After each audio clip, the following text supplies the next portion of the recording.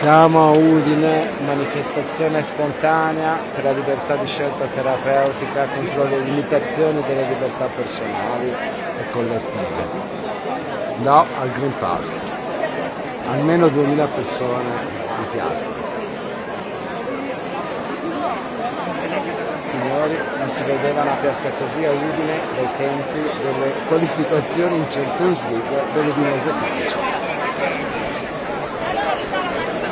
Eccoli qua, giovani guerrieri nascono. Lo stavo cercando. Ciao.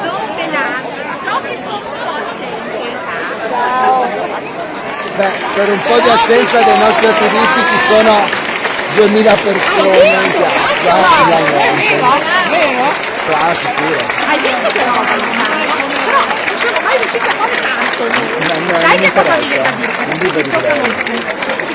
Il ristorante, le piazze. Esatto, ma l'importante è che si muovano, che si muovessero. Qua L'importante era che bisognava si far muovessero. parlare qualcun altro. Io no, perché prendo un'altra denuncia.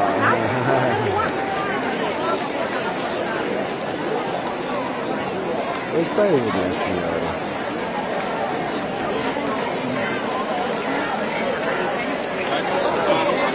Questa anche qui, c'è tanta gente.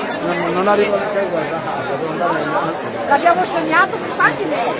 14. Oh, flyer. Per gioco un bacio per darci un premio che ci siamo presi con tutta questa gente in piazza dopo questa sofferenza.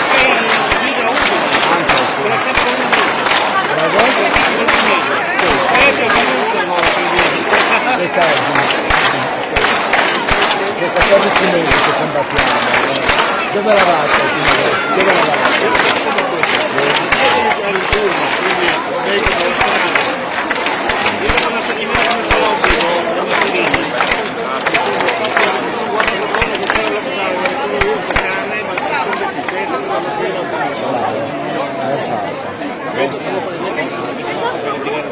Io non la metto neanche lì ogni giorno. Io ho poco tempo. Ma non importa, guarda, vedere migliaia di persone a Udine in piazza è una soddisfazione immane.